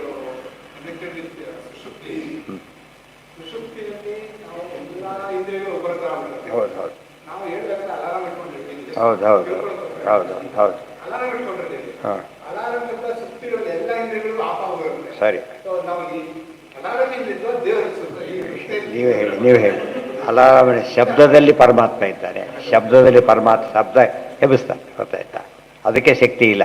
ಇಷ್ಟೊತ್ತು ಹೇಳಿದ್ರಲ್ಲ, ದೇವರು ಬಿಟ್ಟುಬಿಟ್ಟು ಶಬ್ದಾರು ಹೇಳೋದಿಲ್ಲ. ಕೆಲವು ಎಷ್ಟು ಜನ ಹೇಳ್ತಾರೆ ಹೇಳೋದಿಲ್ಲ, ನಿಂತ್ಗಡೆ ಬಡ್ದು ಬರ್ತಾರೆ ಮತ್ತೆ ಅದರ ಅಲ್ಲ. ಅಲಾರಾಮಿಗೆ ಅದು ಕೇಳಿ ಅಲಾರಾಮಿಗೆ ಗ್ಯಾರಂಟಿ ಅಂತ ನೋಡಿದ್ದಾರೆ ನೀವು? ಇಲ್ಲ. ಅಂದ್ರೆ ಅರ್ಥ ಏನು? ಎಲ್ಲಿ ಎಬ್ಬಿಸ್ತಾರೋ ಅಲ್ಲಿ ಏನಾಗಿದೆ, ದೇವರನ್ನು ಪ್ರೇರಣೆ ಮಾಡ್ತಾರೆ, ಇಲ್ಲದ ಲಿಂಕ್ ಬರೋದಿಲ್ಲ. ಮುಟ್ಟಿದ್ರೆ ಕೆಲವರು ಹೇಳೋದಿಲ್ಲ, ಕೆಲವು ಮುಟ್ಟಿದ್ರೆ ಹೇಳ್ತಾರೆ, ಗೊತ್ತಾಯ್ತು? ಅಲ್ಲೂ ಕೂಡ ಏನಿಲ್ಲ. ಮತ್ತೆ ಆ ಸ್ಪರ್ಶ ಇದು ಯಾವುದು ಅಲ್ಟಿಮೇಟ್ ಅಲ್ಲ, ದೇವರ ಅನುಗ್ರಹನೇ ಅಲ್ಟಿಮೇಟ್. ಇಲ್ಲದ ಹೋದರೆ ಮನೆದ ಹೇಳೋದು ಹೇಳೋ ಪೂರ್ತಿನೇ ಹೇಳೋದಾಗ ಹೋಗ್ಬಿಡೋದು ಎಷ್ಟೊತ್ತಲ್ಲ, ಅದು ಬೇರೆ. ಅದು ಎಲ್ಲೆಲ್ಲಿ ನಿಮಿತ್ತಗಳಷ್ಟೇ. ದೇವ್ರ ಕರೆದ ಯಾರೋ ಕರೆದ ಹೋಗ್ತೀವಿ ನಾವು, ಯಾವ ಅವ್ರ ಕರೆದು ಹೋದ್ರಲ್ಲ ಅಂತ ಕೇಳಿದ್ರೆ ಆ ಶಬ್ದದಲ್ಲಿ ದೇವರ ಶಕ್ತಿಯಿಂದ ಕರೆದು. ಹೌದು ಹೌದು ಹೌದು. ದೇವ ಅಲ್ಲ, ನಮಗೆ ಜ್ಞಾನ ಇಲ್ಲದು. ಕೆಂಟ ಮುಟ್ಟಲು ಮುಟ್ಟಿದ್ರೆ ಸರಿ, ಕಂಠ ಮುಟ್ಟಲು ದಹಿಸದಿಪ್ಪುದೆ. ನಮಗೆ ಅನ್ನೋಯಿಂಗ್ಲಿ ಇವೆಲ್ಲ ನಡೀತಾ ಇದೆ. ನಾವು ತಿಳ್ಕೊಳ್ಳಿ ಬಿಡಲಿ ನಡೀತಿರೋ ದೇವರಿಂದನೇ. ತಿಳ್ಕೊಂಡ್ರೆ ಪುಣ್ಯ ಬರುತ್ತೆ, ಇಲ್ಲಿ ಹೋದ್ರೆ ಇಲ್ಲ. ಅರ್ಥ ಆಯ್ತಾ? ಇಲ್ಲಿ ವಿದ್ಯಾರ್ಥಿ ಎರಡು ಗೊತ್ತಿರಬೇಕು, ಬರಿಬೇಕಾದ್ರೆ. ಮನಸ್ಸಲ್ಲಿ ಗೊತ್ತಿದ್ದರೆ ಉಪಯೋಗ ಇಲ್ಲ. ಬಟ್ ಗೊತ್ತೂ ಇಲ್ಲ, ಬರೋದು ಇಲ್ಲ, ಕಾಪಿ ಮಾಡಿ ಬರೋದು ಪ್ರಯೋಜನ ಇಲ್ಲ. ಆ ಥರ ಗೊತ್ತಿದ್ದು ಅಭಿವ್ಯಕ್ತಿ ಆಗಲಿಕ್ಕೆ ಏನು ಬೇಕೀಗ? ಬರೋದು ತೋರಿಸ್ಬೇಕು, ಗೊತ್ತಾಯ್ತಾ? ಆ ರೀತಿಯಲ್ಲಿ ಪರಮಾತ್ಮ ಅಭಿವ್ಯಕ್ತನಾಗಿ ಯಾವಾಗ ತೋರಿಸ್ತಾನೆ ಜ್ಞಾನಿಗಳಿಗೆ ಅರ್ಥ ಆಗುತ್ತೆ, ಉಳಿದವ್ರಿಗೆ ಅರ್ಥ ಆಗುತ್ತೆ. ಅದಾರಮೇ ಎಬ್ಬಿಸ್ತಂತ ತಿಳ್ಕೊತಾರೆ. ಅದಕ್ಕೆ ಪರಮಾತ್ಮ ಏನು ಮಾಡ್ದ? ಹೇಳ್ದವ್ರನ್ನ ತೋರಿಸ್ದ. ತಾನೇ ಹೇಳಲೇ ಇಲ್ಲಲ್ಲ, ಎಷ್ಟೋ ಸರಿ ಬರೆದಿರ್ತಾರೆ, ಅದಕ್ಕಾಗಿ ಕಾದಿರುತ್ತೆ, ಹೇಳೋದು ಹೆಸರಾಗಲ್ಲ ಅವ್ರಿಗೆ. ಹೊಡೆದಿರುತ್ತೆ, ಅದಕ್ಕೆ ಅದರ ಮತ್ತೆ ಮತ್ತೆ ಹೊಡೆಯ ಮಾಡಿರ್ತಾರೆ, ಹೇಳೋರು ಬಿಡೋದು ಹೊಡೆದ. ಇವರು ಅಷ್ಟಾದ್ರೂ ಹೇಳೋದು ಹೇಳೋರು ಇದ್ದಾರೆ, ಎಷ್ಟಾದ್ರೂ ಹೊಡ್ಕೊಂಡಿರೋದು ಹೇಳೋದಿಲ್ಲ ಅಂತ ಹೇಳ್ತಾರೆ ಅಷ್ಟೇ. ಆದ್ದರಿಂದ ಅದು ಅಂದರೆ ಅದು ಎಲ್ಲಾದರೂ ಆಗಿದೆ, ಅದೆಲ್ಲ ಬಿಟ್ಬಿಡಿ. ಇವತ್ತು ಪುಸ್ತಕ ತೆಗೆದ್ವಿ, ಯಾರೋ ಕೈ ಕೆಲಸ ಮಾಡ್ತಾ ಇಲ್ಲ, ಹಾಗಿದ್ರೆ ದೇವ್ರು ಬೇಕಾ ಇದಕ್ಕೆ? ಅಷ್ಟೇ. ಕೆಲಸದ್ದು ಬರಲಿಲ್ಲ, ಬಂದರೆ ಎರಡು ಅದು ಯಾವಾಗ ಬರೋದು ಬಂತು, ರೂಲ್ ತಪ್ಪಿ ಹೋಯ್ತು, ಫಸ್ಟ್ ಏನು ಸರ್ ಇವರು ಅಲ್ಲ ಅಂತ ಆಯ್ತು. ನಿಯಮ ಏನಾದರೂ ಏನಾಗತ್ತಾಗ ಅದೇ ಅಂತಾಗ. ಬಾಯಿಂದ ಮಾತಾಡ್ತಾ ನಮ್ಮ ಬಾಯಿ ಕರೆಕ್ಟ್, ಅವ್ರು ಮಾತಾಡೋಕ್ಕೆ ಬರಲಿಲ್ಲ, ಇನ್ನೊಬ್ರು ಮಾತಾಡ್ಸ್ತಿದ್ರು ಅಂತ ಆಯ್ತು. ನಿತ್ಯ ನಿವೃತ್ತ ಬುದ್ಧವಸ್ಥಾನೋ ದೂರೀಭೂತಾನ್ಯದರ್ಶನ ಉಪಲಭ್ಯಾತ್ಮನಾತ್ಮಾನಂ ಚಕ್ಷುಷೈವ ಅರ್ಕಮೇಕದೃಕ ಬುದ್ಧೇರವಸ್ಥಾನಂ ನಿದ್ರಾ. ಅಲ್ಲಿ ಪದ ಉಪಯೋಗ ಸ್ವಪ್ನ ಸುಪ್ತಿ ಅಂತ ಪದ ಬಂತು. ಸ್ವಪ್ನಕ್ಕೆ ಸುಪ್ತಿ ಶಬ್ದಕ್ಕೆ ಏನರ್ಥ ಅಂದರೆ ಅಜ್ಞಾನ ಅಂತಲೂ ಅರ್ಥ ಹಿಂದೆ ಬಂದಿದೆ. ಯಾ ನಿಶಾ ಸರ್ವಭೂತಾನ. ರಾತ್ರಿ ಅಂದರೆ ಏನರ್ಥ? ಅಜ್ಞಾನ ಅಂತ. ಬೆಳಕು ಹಗಲು ಅಂದರೆ ಬೆಳಕು ಜ್ಞಾನ ಅಂತ ಅರ್ಥ. ಇಲ್ಲೂ ಆ ಶಬ್ದ ಉಪಯೋಗಿಸಿದ್ದಾರೆ. ಸ್ವಪ್ನ ಸುಪ್ತಿಗಳು ಪದ ಹೇಗೋ, ಅಜ್ಞಾನದಿಂದ ಎಚ್ಚರಗೊಳ್ಳೋಕ್ಕೂ ದೇವರ ಅನುಗ್ರಹ ಬೇಕು. ನಮಗೆ ಅರ್ಥ ಆಯಿತು ತಿಳ್ಕೊಬಿಡ್ತೀವಿ, ಅಲ್ಲ, ದೇವರ ಅರ್ಥ ಮಾಡಿಸಿದಾಗ. ಕೆಲಸತ್ತೆ ಮಾಡಿಸ್ಲಿಲ್ಲ, ಅವಾಗೇನಾಯಿತು? ಆಗಲಿಲ್ಲ. ಮಾಡ್ತಾರೆ, ನಾನೇ ಮಾಡಿ ಮತ್ತೆ ಶುರು ಮಾಡ್ತಾರೆ, ನಾನೇ ಮಾಡಿದೆ ತಿಳ್ಕೊ. ಇಲ್ಲಿ ಯಾವಾಗ ಎಚ್ಚರ ಆಗಲಿಲ್ಲ ಅಂದಮೇಲೆ ನನಗೆ ಸ್ವಾತಂತ್ರ್ಯ ದೇವರ ಮಾಡಿದ ಅನುಗ್ರಹ. ಎಲ್ಲಿ ಆಯಿತೋ ಅನುಗ್ರಹ, ಎಲ್ಲಿ ಆಗಿಲ್ಲ ನಮ್ಮ ಸಹಜ ಶಕ್ತಿ ಆಗದೇ ಇರೋದು. ಶಕ್ತಿ ಇದ್ದರೂ ಆಗಲಿಲ್ಲ ಅಂದರೆ ದೇವರು ಪ್ರೇರೇಪಣೆ ಮಾಡಲಿಲ್ಲ. ಮೂರ್ನಾಲ್ಕು ಹಂತ ನೋಡ್ಕೋಬೇಕು. ಬುದ್ಧೇರ ಅವಸ್ಥಾನಂ ನಿದ್ರಾದಿ. ಬುದ್ಧಿ ಅವಸ್ಥಾನ ಅಂದ್ರೇನು? ಬುದ್ಧಿ ಸ್ಟ್ಯಾಟಿಕ್ ಆಗೋದು. ನಿದ್ರೆ ಫಂಕ್ಷನ್ ಮಾಡೋದಿಲ್ಲ, ಫಂಕ್ಷನ್ ಮಾಡದಿರುವಿಕೆ ಅಂತ ಅರ್ಥ. ಸ್ಥಾನ ಅವಸ್ಥಾನ ಬೇರೆ ಅರ್ಥದಲ್ಲಿ ಇರುವಿಕೆ ಅಂತ ಅರ್ಥ ಇದೆ, ಇಲ್ಲಿ ಅರ್ಥ ಮಾಡಬಾರ್ದು ಅಂತ ಹೇಳಿದ್ರು. ನಿವೃತ್ತ ಬುದ್ಧಿ ಅವಸ್ಥಾನೋ ದೂರೀಭೂತ ಅನ್ಯದರ್ಶನ. ನಿದ್ರೆಯಲ್ಲಿ ಏನಾಗುತ್ತೆ? ನಿವೃತ್ತ ಬುದ್ಧಿ ಅವಸ್ಥಾನ, ಬುದ್ಧಿ ಫಂಕ್ಷನ್ ಮಾಡೋದಿಲ್ಲ. ದೂರೀಭೂತ ಅನ್ಯದರ್ಶನ, ಬೇರೆಯದು ಕಣ್ಣಿಗೆ ಕಾಣೋದು ಇಲ್ಲ. ಬುದ್ಧಿ ಕೆಲಸ ಮಾಡೋದಿಲ್ಲ, ಬೇರೆ ಯಾವುದೂ ಕಾಣೋದೇ ಇಲ್ಲ ನಿದ್ರೆ ಬಂದಾಗ. ಉಪಲಭ್ಯಾತ್ಮನಾತ್ಮಾನಂ ಚಕ್ಷುಷೈ ವಾರ್ಕಮೇಕದಕ್ಕೆ. ಆಗ ತನ್ನನ್ನು ತಾನು ದೇವರ ಅನುಗ್ರಹದಿಂದ ನಾನು ಒಬ್ಬ ಜ್ಞಾನ ಬರುತ್ತೆ ಹೊರತು ಅದು ಬರ್ತಿರ್ಲಿಲ್ಲ. ಹರಿವಾಳಿಗೆ ಜ್ಞಾನ ಕೊಡದೆ ಹೋಗಿದ್ರೆ ಅವ್ರು ಮತ್ತೆ ಹೇಳಕ್ಕೆ ಬರ್ತಿದ್ದಿಲ್ಲ, ದೇಹ ಬೇರೆ ಆಗಿಬಿಡ್ತಿತ್ತು. ದೇವರು ಅನುಗ್ರಹ ಮಾಡಿದ್ದಾನೆ. ಚಕ್ಷುಷೇವ ಎಲ್ಲಾಯ್ತದು, ಚಕ್ಷುಷಾ ಏವ ಅರ್ಕಂ ಏಕದಕ್ಕೆ. ಆಗ ಸೂರ್ಯನಿಂದ ಎಚ್ಚರ ಆಗಬೇಕು, ಕಣ್ಣು ಕಾಣಬೇಕು, ಅವೆಲ್ಲ ನಿಯಮಗಳು. ಅವಿದ್ರೂ ಆಗೋದಿಲ್ಲ ಅಂದರೆ ಹೋಯ್ತಲ್ಲಿಗೆ. ನಾವೇನು ಕಣ್ಣು ಕಾಣುತ್ತೆ ಅಂದರು, ಅಲ್ಲ ನಾರ್ತಾ ಇದ್ದ ಕಣ್ಣು ಗುಡ್ಡಿ ಇದೆ, ಕಾಣಿಸ್ತಾ ಇಲ್ಲ, ಆ ನರ್ವ್ ಡೆಡ್ ಅಂತ ಹೇಳ್ಬಿಡ್ತಾನೆ, ಇದು ಹೋಗಿದೆ ರೆಡ್ ಅಂತ. ಅಲ್ಲಿ ಸ್ಟಾಪ್, ಸೈನ್ಸ್ ಸ್ಟಾಪ್ ಆಗಿಬಿಡುತ್ತೆ. ಅಲ್ಲ, ದೇವತೆ ಬಿಟ್ಟುಬಿಟ್ಟಿದ್ದಾರೆ, ದೇವರೇ ಬಿಟ್ಟಿದ್ದಾರೆ. ಅದು ಫಿಲಾಸಫಿ. ಅದು ಇನ್ನೂ ಹೈಯೆಸ್ಟ್ ಫಿಲಾಸಫಿ, ದೇವರು ಬಿಟ್ಟಿದ್ದಾರೆ. ದೇವತೆ ಬಿಟ್ಟಿದ್ದಾರೆ ಅಂದರೆ ಒಂದು ಸ್ಟೇಜು, ಮುಖ್ಯವಾಗಿ ವಾಯುದೇವರು ಇನ್ನೊಂದು ಸ್ಟೇಜ್. ಅದು ದೇವರೇ ನಾರಾಯಣ ಬಿಟ್ಟಿದ್ದಾರೆ ಅಂದರೆ ಪೂರ್ತಿ ಗಾನ್, ಏನು ಮಾಡೋಕ್ಕೆ ಬರೋದು, ಯಾವ್ದು ಹೇಳೋ ಚಾನ್ಸೇ ಇಲ್ಲ. ಇಲ್ಲ ಅನುಗ್ರಹ ಮಾಡಿ ಹೇಳಿಸ್ಬೋದು, ಇರೋರಿಲ್ಲ. ಅಸತಿ ಪ್ರಳಯೇ, ತಾನೇ ಅನುಗ್ರಹ ಮಾಡಬೇಕು ಆವತ್ತೇ. ಮುಕ್ತಲಿಂಗ ಸದಾಭಾಸಂ ಅಸತಿ ಪ್ರತಿಪದ್ಯತೆ ಸತೋ ಬಂಧುಂ ಸಮಂ ಚಕ್ಷು ಸರ್ವಾನುಸ್ಯೂತಮದ್ವಯಂ. ಅಸತಿ ಪ್ರಳಯೇ ಮುಕ್ತಲಿಂಗ ಸದಾಭಾಸಂ ಅಸತಿ ಪ್ರತಿಪದ್ಯತೆ. ಮುಕ್ತಲಿಂಗ, ಲಿಂಗದೇಹವನ್ನು ಭಂಗ ಮಾಡಿಕೊಂಡವನಿಗೆ ಒಂದು, ಅಥವಾ ಪರಮಾತ್ಮ ಲಿಂಗ ಶರೀರನೇ ಇಲ್ಲ, ವಾಯುದೇವರಿಗಿದ್ದರೂ ಕೂಡ ಅದರ ಎಫೆಕ್ಟ್ ಇಲ್ಲ, ಅವರಿಗೆ ಅಲ್ಲೇ ಗೊತ್ತಿರುತ್ತೆ, ಉಳಿದೋರಿಗೆ ಗೊತ್ತಾಗೋದಿಲ್ಲ. ಇಲ್ಲ ಮುಕ್ತರಾಗಿರಬೇಕು, ಇಲ್ಲ ವಾಯುದೇವರು ಅನುಗ್ರಹ ಮಾಡಿರಬೇಕು, ಇಲ್ಲ ದೇವರು ಲಿಂಗದೇಹವೇ ಇಲ್ಲದೆ ಇರತಕ್ಕಂಥ ದೇವರು. ಲಿಂಗದೇಹ ಇದ್ದು ಎಫೆಕ್ಟ್ ಆಗದವರು ವಾಯುದೇವರು.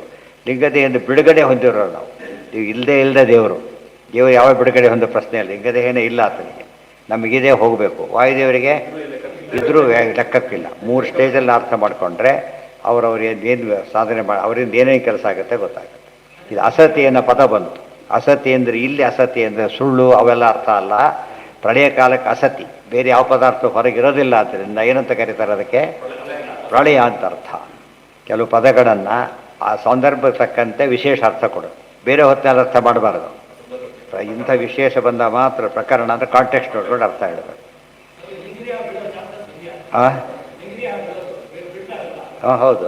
ಯಾರು ಬಿಡ್ತಾರೆ? ಅವರೆಲ್ಲಿ ಬಿಡದೆ ಬಿಡ್ತಕ್ಕೆ ಕಾರಣ ಏನು? ಬಿಡ್ಬೇಕಾದ್ರೆ ಮುಕ್ತಿ ಹೋಗ್ಬೇಕಾದ್ರೆ ಬ್ರಹ್ಮದೇವರಾದ್ಮೇಲೆ ಬಿಡ್ತಾರೆ. ಅವ್ರಿಗೆ ಬಿಡೋ ಶಕ್ತಿ ಇದೆ, ನಮಗೆ ಅದು ಇಲ್ಲ. ಉದಾಹರಣೆಗೆ ಟೈಟ್ ಸ್ವೆಟರು ಮಕ್ಕಳಿಗೆ ಸ್ವೆಟರ್ ಹಾಕ್ತಾರೆ, ಅವ್ರು ಹಾಕೊಳ್ಳೋಕ್ಕೂ ಬರೋಲ್ಲ, ಬಿಚ್ಕೊಳ್ಳೋಕ್ಕೂ ಬರೋದಿಲ್ಲ. ಕೆಲವು ದೊಡ್ಡವರಿಗೆ ಒಂದೊಂದು ಸತಿ ಅವ್ರಿಗೆ ಒಟ್ಟಾಗ್ತದೆ, ಹರಿದೋಗ್ಬಿಡ್ತದೆ ಕೆಲವು ಸಲ. ಆದರೆ ಚಿಕ್ಕ ಮಕ್ಕಳಿಗೆ ಅದು ಆಗೋದೇ ಇಲ್ಲ, ಹಾಕ್ಲಕ್ಕೂ ಬೇಕು. ಅದು ವಸ್ತ್ರ ನೋಡಿದ್ರೆ ಚಿಕ್ಕ ಮಕ್ಕಳಿಗೆ ತಾವೇ ವಸ್ತ್ರ ಹಾಕ್ಕೊಳ್ಳೋಕ್ಕೂ ಬರೋದಿಲ್ಲ, ವಸ್ತ್ರ ಬಿಡ್ಲಕ್ಕೂ ಬರೋದಿಲ್ಲ, ನಮಗೆ ದೇಹದ ಹುಟ್ಲಕ್ಕೂ ಬರೋದಿಲ್ಲ, ಬಿಟ್ಟು ಹೋಗ್ಲಿಕ್ಕೂ ಬರೋದಿಲ್ಲ. ಅದು ಕ್ರಿಯೇಟ್ ಮಾಡ್ತಾ ಇದೆ, ಬೇಗ ತೆಗೆದು ಹಾಕ್ಬಿಡ್ತಾರೆ ಬೇಕಾದ್ರೆ. ಅದು ಅವ್ರ ಶಕ್ತಿ ಇದೆ. ಅವು ಐದೇವ್ರು ಎಫೆಕ್ಟೇ ಆಗದಂತೆ ಮಾಡೋ ಶಕ್ತಿನೂ ಇದೆ, ಅದು ಇನ್ನೂ ವಿಶೇಷ. ಮುಕ್ತಲಿಂಗ ಯಾಕೆ ನಾವ್ಯಾಕೆ ಹಾಕತ್ತೀವಿ? ನಾವ್ಯಾಕೆ ಹಾಕತ್ತೀವಿ? ಆಗಬಾರ್ದು ಎಫೆಕ್ಟ್ ತೋರಿಸೋದಕ್ಕೋಸ್ಕರ. ಅದು ಹಾಕ್ಕೊಳ್ಳೋದ್ರು ಏನೂ ಮಾಡಲ್ಲ ಅವರಿಗೆ. ಅದು ಬೇಕಾದ್ರೆ ಹಾಗೆ ಮಾಡ್ತಾರೆ ಅಷ್ಟೇ ಹೊರತು ಅವ್ರಿಗೆ ಬೇಕಿಲ್ಲ. ಆ ಲೆವೆಲಲ್ಲಿ ಇದ್ದಾರೆ, ಅವ್ರಿಗೆ ಬೇಕಿಲ್ಲ. ಯಾರಿಗೆ ಇಲ್ಲೇ ಇಲ್ಲ, ಮುಗಿದೋಯ್ತು ಅಲ್ಲಿಗೆ. ಯಾವಾಗ ಅಷ್ಟೇ ಶಟ್ರ್ ತೆಗೆದ್ರು ಬನ್ನಿ ತೆಗ್ಲಕ್ಕೆ ಬರಲ್ಲ ಅಂತಾರ ಆಗುತ್ತೆ ಅಷ್ಟೇ. ಇಲ್ಲ ಉಳಿದವರಿಗೆಲ್ಲ ಕೆಲವರೆಲ್ಲ ಏನು ಮಾಡ್ತಾರೆ, ದೇಹ ಬಿಡೋ ಶಕ್ತಿ, ಯೋಗದಿಂದ ದೇಹ ಬಿಟ್ಬಿಡ್ತಾರೆ, ಅಷ್ಟು ಶಕ್ತಿ ಇದೆ ಅವರಿಗೆ.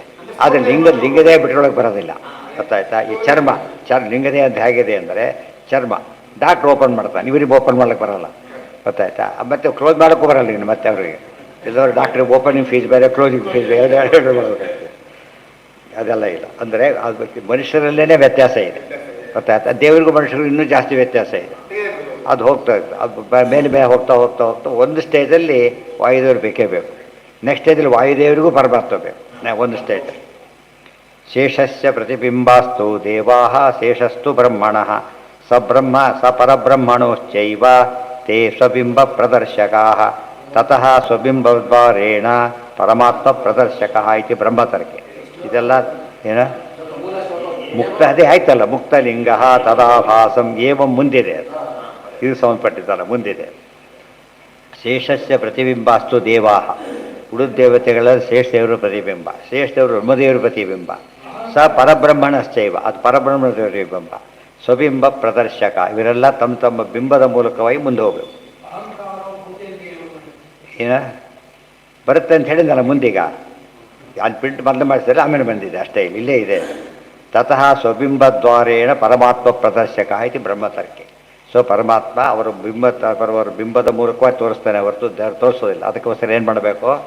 ಅನುಗ್ರಹ, ಎಲ್ಲರ ಅನುಗ್ರಹ ಮೇಲೆ ಎಲ್ಲರ ಅನುಗ್ರಹನೂ ಆಗಬೇಕು. ಈ ಫೈಲ್ ಹೋಗಿ ಒಂದು ಸ್ಟೇಜಲ್ಲಿ ನಿಂತರೂ ಮುಗಿತು ಕತೆ. ಸರಿ, ಅಲ್ಲಿ ಹೋಗ್ಬೇಕಾದ್ರೆ ಅಷ್ಟು ಜನಕ್ಕೂ ಹೋಗಬೇಕು. ಆದ್ದರಿಂದ ನಾವು ಬರೀ ದೇವರಿಗೆ ಅಷ್ಟೇ ಅಧೀನರಾಗಿಲ್ಲ, ಸೋತ್ತಮರಿಗೆಲ್ಲ ಅಧೀನರಾಗಿದ್ದೇವೆ. ಕೆಲಸ ವಾಯುದೇವರು direct under the control of ದೇವರು, ಡೈರೆಕ್ಟ್. ಉಳಿದವರೆಲ್ಲ ಡೈರೆಕ್ಟ್ ಮಾಡೋಕ್ಕೆ ಬರೋದಿಲ್ಲ. ಹೇಗೆ ಮಾಡಬೇಕು? ಅವರು ಥ್ರೂ ಪ್ರಾಪರ್ ಚಾನಲ್ಲೇ ಹೋಗಬೇಕು. ಶೇಷಸ್ಯ ತತಃ ಸ್ವಬಿಂಬದ್ವಾರೇಣ ಪರಮಾತ್ಮ ಪ್ರದರ್ಶಕ ಇತಿ ಬ್ರಹ್ಮತರ್ಕೆ. ಏವಂ ತ್ರಿವೃತಹಂಕಾರೋ ಭೂತೇಂದ್ರಿಯ ಮನೋಗುಣೈ ಸ್ವಾಭಾಸೈ ಲಕ್ಷಿತೋ ಅನೇನ ಸದಾಭಾಸೇನ ಸತ್ಯದೃಕ್. ಏವಂ ತ್ರಿವೃತ್ತ ಹೇಳಿ ಅಹಂಕಾರ ಮೂರು ವಿಧ ಅಂತ ಹೇಳಿದ್ದಾರೆ. ವೈಕಾರಿಕ, ತೈಜಸ, ತಾಮಸ ಅಂತೆ. ಭೂತೇಂದ್ರಿಯ ಭೂತ ಇಂದ್ರಿಯ ಮನೋಗುಣೈ, ಒಂದು ಭೂತಕ್ಕೆ, ಒಂದು ಇಂದ್ರಿಯಗಳಿಗೆ, ಮತ್ತೊಂದು ಮನಸ್ಸಿಗೆ. ನಮ್ಮ ದೇಹದಲ್ಲೂ ತ್ರಿವಿಧ ಅಹಂಕಾರಗಳಿವೆ. ಆ ದೇವತೆಗಳ ತೈಜಸ ಅಂಶ ಭಾರಿ ಜಾಸ್ತಿ ಇದೆ. ಸ್ವಾಭಾಸೈಹಿ ಲಕ್ಷಿತೋ, ಅದರಿಂದ ಭಾರಿ ತೇಜಸ್ಸಿರೋದ್ರಿಂದ ಅವ್ರು ವೇಟ್ಲೆಸ್ ಆಗಿಬಿಡ್ತಾರೆ. ಗೊತ್ತಾಯ್ತಾ? ಹೆಂಗೆ ಹಾಗೆ ಹಾಕೊಂಡು ಹೋಗ್ಬಿಡ್ತಾರೆ ಮೇಲೆ. ಇವ್ರು ಹಾಲಕ್ಕೆ ಬರೋದಿಲ್ಲ, ಇವರಿಗೆ ಸ್ವಲ್ಪ ಬರ್ತದೆ, ಜಾಸ್ತಿ ಬರೋದಿಲ್ಲ. ಅವ್ರು ಸಹಜವಾದ ಮೇಲೆ ಹತ್ತಿ ಮೇಲೆ ಕಾರೋದಿಲ್ಲ. ಆ ಥರ ಬೆಳ್ಳಿ ಬೇರೆ ಇದೆ, ಲೈಟಾಗಿದೆ, ಮೇಲೆ ಹೋಗ್ಬಿಡುತ್ತೆ. ಉಫ್ ಅಂದರೆ ಸಾಕು ಹೋಗುತ್ತೆ. ಇದೆಲ್ಲ ಯಾತಕ್ಕೆ ಹೇಳ್ತಾರೆ ಅಂದರೆ, ಯಾವ ಅಂಶ ದೇಹದಲ್ಲಿ ಜಾಸ್ತಿ ಇದೆಯೋ ಅದಕ್ಕೆ ತಕ್ಕಂತೆ ಎಲ್ಲ ಇದು ಮಾಡಕ್ಕೆ ಶುರು ಮಾಡ್ತಾರೆ. ಏವಂ ತ್ರಿವೃತ್ತ ಅಹಂಕಾರ ಭೂತ ಇಂದ್ರಿಯ ಮನೋಗುಣೈ ಸ್ವಾಭಾಸೈ, ಒಂದು ಬಿಂಬ ಇಲ್ಲ ಪ್ರತಿಬಿಂಬ, ಸಮಯ ನೋಡಿ ಅರ್ಥ ಮಾಡ್ಕೋಬೇಕು. ಲಕ್ಷಿತೋ ಅನೇನ ಸದಾಭಾಸೇನ ಸತ್ಯದ್ರೆ. ನಾವೆಲ್ಲ ಜೀವರೆಲ್ಲ ಸದಾ ಆಭಾಸರಾಗಿದ್ದೇವೆ ಅಂದರೆ ಏನು? ಪ್ರತಿಬಿಂಬವೇ ಆಗಿದ್ದೇವೆ ಹೊರತು ನಾವ್ಯಾರೂ ಕೂಡ ಸ್ವತಂತ್ರ ಬಿಂಬತ್ವ ಪರಮಾತ್ಮ ಒಬ್ಬನಿಗೆ. ಯಾರು ಪ್ರತಿಬಿಂಬನಲ್ಲ. ವಾಯುದೇವರು ಪರಮಾತ್ಮನ ಪ್ರತಿಬಿಂಬ, ರುದ್ರದೇವರಿಗೆ ಅವರಿಗೆಲ್ಲ ಬಿಂಬ, ಎರಡೆರಡಾಗಿದ್ದಾರೆ. ದೇವರು ಮಾತ್ರ ಬರೀ ಬಿಂಬನೇ ಹೊರತು ಯಾರಿಗೂ ಏನೋ ಪ್ರತಿಬಿಂಬನಲ್ಲ. ಲೋಯೆಸ್ಟ್ ಜೀವ ಬರೀ ಪ್ರತಿಬಿಂಬನ ಆಗ್ತಾನೆ ಹೊರತು ಕೆಳದವ್ರು ಇಲ್ಲೇ ಇಲ್ಲ ಅವನಿಗೆ ಅಷ್ಟೇ. ಅಟೆಂಡರ್ಗಿಂತ ಪೋಸ್ಟ್ ಕಡಿಮೆ ಇಲ್ಲದ ಹೋದಾಗ ಏನು ಮಾಡಬೇಕಾಗ? ಲೋಯೆಸ್ಟ್ ಅಂದ್ರೆ ಅವನೇ ಅಷ್ಟೇ. ಏವಂ ತ್ರಿವೃತ ಅಹಂಕಾರೋ ಭೂತೇಂದ್ರಿಯ ಮನೋಗುಣೈ ಭೂತ ಸೂಕ್ಷ್ಮ ಇಂದ್ರಿಯ ಮನೋ ಬುದ್ಧ್ಯಾದಿಷು ಇಹ ನಿದ್ರಯ ಲೀನೇಶು ಸತ್ಸು ಯಸ್ತತ್ರ ವಿನಿದ್ರೋ ನಿರಹಂಕೃತಿ ಯೋ ವಿನಿದ್ರಃ ಸ ಸತ್ಯದೃಕ್. ಭೂತ ಸೂಕ್ಷ್ಮೇಂದ್ರಿಯ ಮನಸ್ಸು ಬುದ್ಧಿ ಮೊದಲಾದವುಗಳೆಲ್ಲ ನಿದ್ರೆಯಿಂದ ಮಲಿಗೋಗ್ಬಿಟ್ಟು ಎಲ್ಲ ವ್ಯಕ್ತರಾಗೋದಿಲ್ಲ. ಹಾಗೆ ವಿನಿದ್ರರಾದವ್ರು ಇಬ್ಬರೇ. ಸ್ವಪ್ನಾವಸ್ಥೆಯಲ್ಲಿ ಸ್ವಪ್ನ, ರುದ್ರದೇವರಿಗೂ ಚಾನ್ಸ್ ಇದೆ, ಗೊತ್ತಾಯ್ತಾ? ಮನಸ್ಸಿರೋದ್ರಿಂದ ಕಾಣಿಸ್ತಾರೆ. ಅದು ಸುಪ್ತಾವಸ್ಥೆಯಲ್ಲಿ ಇಲ್ಲ, ಇಬ್ಬರೇ. ವಾಯುದೇವರಿದ್ರೆ ಸತ್ತು ಹೋಗ್ತಾನೆ, ದೇವರಿಲ್ಲದವ್ರು ಬರೋದಿಲ್ಲ ಅವಸ್ಥೆ. ಆದರೆ ಯಾವಾಗಲೂ ಇಬ್ಬರು ಇರಲೇಬೇಕು. ಡೆತ್ ಆದಾಗ ಇಬ್ಬರು ಹೋಗ್ಬಿಡ್ತಾರೆ ಒಟ್ಟಿಗೆನೆ. ಯೋ ವಿನಿದ್ರಃ ಸತ್ಯದೃಕ್, ಯಾರು ನಿದ್ರೆನೇ ಇಲ್ಲದೆ ಇದ್ದಾನಲ್ಲ ಸತ್ಯದೃಕ್, ಅವನೇ ಪರಮಾತ್ಮ. ಅಥವಾ ಯಾರು ನಿದ್ರೆ ಇಲ್ಲ, ಅಜ್ಞಾನ ಇಲ್ಲ, ಅವರು ದೇವರು. ಸತ್ಯ ಅಂದರೆ ಪರಮಾತ್ಮ ನೋಡ್ಲಿಕ್ಕಾಗತ್ತೆ, ಬೇರೆಯವ್ರಿಗೆ ಸಾಧ್ಯ ಇಲ್ಲ. ಮನ್ಯಮಾನಸ್ತದಾತ್ಮಾನಂ ಅನಷ್ಟೋ ನಷ್ಟವನ್ ವೃಷ ನಷ್ಟೇ ಅಹಂಕರಣೇ ದೃಷ್ಟ ನಷ್ಟಚಿತ್ತ ಇವಾತುರಃ. ಇವು ಅನಷ್ಟೋ ನಷ್ಟವತ್ ನಾಜ್ಞಾಶಿಷಂಮಿತಿ ಮನ್ಯಮಾನಃ ಸ ಆತುರೋ ದ್ರಷ್ಟ ಜೀವ. ಪರಮಾತ್ಮನೂ ನೋಡ್ತಾನೆ ಜೀವನ್ನ, ಜೀವ ತನ್ನನ್ನು ನೋಡ್ಕೋತಾನೆ. ಆದರೆ ಜೀವ ಎಂಥವನು ಅಂದರೆ ಪೇಷಂಟಾಗಿ ನೋಡ್ಕೊಳ್ಳೋದು ಬೇರೆ, ವೈದ್ಯನಾಗಿ ನೋಡೋದು ಬೇರೆ. ದೇವರು ನೋಡೋದು ಹಾಗೆ, ಜೀವ ನೋಡೋದು ಹೀಗೆ. ಏವಂ ಇತಿ ಅವಂಬೃಶ್ಯ ಅಸೌ ಆತ್ಮಾನಂ ಪ್ರತಿಪದ್ಯತೆ ಸಾಹಂಕಾರಸ್ಯ ದ್ರವ್ಯಸ್ಯ ಯೋ ಅವಸ್ಥಾನಮನುಗ್ರಹ. ಸಾಹಂಕಾರಂ ದ್ರವ್ಯಂ ಜೀವ ತಸ್ಯ ಅವಸ್ಥಾನಂ ಅನುಗ್ರಾಹಕಶ್ಚ ಪರಮಾತ್ಮ. ನಿತ್ಯದೃಕ್ ಪರಮಾತ್ಮಾಸೌ ಮೃತವದ್ಯೋ ನ ಕಿಂಚನ ಜಾನಾತಿ ಜೀವಸ್ಸಜ್ಞೇಯ ಪರಮಾತ್ಮ ತದಾಶ್ರಯ. ಪರಮಾತ್ಮ ಸದಾ ನೋಡ್ತಾ ಇದ್ದಾನೆ. ನಮ್ಮ ಸದಾ ನೋಡೋ ಪರಮಾತ್ಮ ನಾವು ನೋಡ್ತಾ ಇಲ್ಲ ಅಂದರೆ ಆ ಜೀವ ಹೇಗಿದ್ದಾನೀಗ? ಸಜ್ಞೇಯ ಪರಮಾತ್ಮ ಮೃತವತ್. ಮೃತನಿಗೆ ಹೇಗೆ ಗೊತ್ತಾಗೋದಿಲ್ಲೋ ಜೀವ ಹಾಗಿದ್ದಾನೆ. ಅದು ದೇವರು ನಮ್ಮನ್ನು ನೋಡ್ತಾನೆ, ನಾವು ದೇವ್ರು ನೋಡ್ಬಿಟ್ರೆ ಏನಾಗುತ್ತೆ ಅಲ್ಲಿಗೆ? ಅದು ಬಿಡುಗಡೆ. ಆದರೆ ದೇವರು ನಮ್ಮನ್ನು ನೋಡ್ತಾನೆ, ನಾವು ಯಾರನ್ನು ನೋಡ್ತಾ ಇಲ್ಲ, ದೇವ್ರು ನೋಡ್ತಾ ಇಲ್ಲ. ನೋಡ್ಲಿಕ್ಕೆ ಅನುಕೂಲ ಎಷ್ಟು ಮಾಡಿದ್ದಾನೆ ಅಂದರೆ ನಿತ್ಯದ ಪ್ರತಿಷ್ಠಾದ ಅನುಭವ ಕೊಡ್ತಾ ಬರ್ತಾನೆ. ನಮಗೆ ಅಸ್ವಾತಂತ್ರ್ಯ ಗಟ್ಟಿಯಾಗಿ ಹೇಳ್ತಾನೆ, ಅನುಭವ ತಂದು ಕೊಡ್ತಾನೆ. ನಾವೇನು ಮಾಡಬೇಕಾಗ? ಅನುಭವದಲ್ಲಿ ಎರಡು ವಿಧ, ಅದು ಗೊತ್ತಿಲ್ಲದರು ಕೆಲವರು. ನಾನು ಅಷ್ಟೇ, ಅದು ಸ್ವತಂತ್ರ ಅಧೀನವನ್ನು ಮರ್ತು ಬಿಡ್ತಾನೆ. ಬರೀ ಅಸ್ವತಂತ್ರ ಜ್ಞಾನ ಏನು ಮಾಡೋದಿಲ್ಲ. ಬರೀ ನಾಹಂಕರ್ತ ಅಂದರೆ ಉಪಯೋಗ ಇಲ್ಲ, ಹರಿಕರ್ತ ಅಂದರೆ ಸೇರಿಸ್ಬೇಕು. ಬರೀ ನಾಹಂಕರ್ತ ಅಂತ ಅಷ್ಟೇ ಹೇಳಿಬಿಟ್ರೆ ಫಿಲಾಸಫಿ ಆಗಲಿಲ್ಲ. ಒಂದು ಒಪ್ಕೊಂಡಾಗ ಇನ್ನೊಂದು ಭಾಗ ಒಪ್ಪಲಿಲ್ಲ. ನಾನು ಮತ್ತೆ ಯಾರು ಕರ್ತ ಆಗಿದ್ದೆ? ಕೆಲಸ ಆಗೋಗ್ಬಿಟ್ಟಿದೆ ಈಗ. ಕೆಲಸ ಆಗಿದೆ ಅಂದಮೇಲೆ ಕರ್ತವ್ಯ ಇರಲೇಬೇಕು. ಅವನ್ಯಾರು ಭಗವಂತ ಅದನ್ನ ಹೇಳ ದೈವಂಚೈವಾತ್ರ ಪಂಚಮಂ. ಜಾನಾತಿ ಜೀವ ಸಜ್ಞೇಯ ಪರಮಾತ್ಮ ತದಾಶ್ರಯ ಇತಿ ಹರಿವಂಶೇಶು. ಹರಿವಂಶದಲ್ಲಿ ವಿಷಯ ಬಂದಿದೆ. ಅಲ್ಲಿಗೆ ಅಧ್ಯಾಯ ಮುಗೀತು. ಮುಂದೆ 39 ಯೋಗಸ್ಯ ರಕ್ಷಣ ಇತ್ಯಾದಿ ಬರುತ್ತೆ. ಅದು ನಾಳೆ ಅದೆಷ್ಟು ಕೂಡ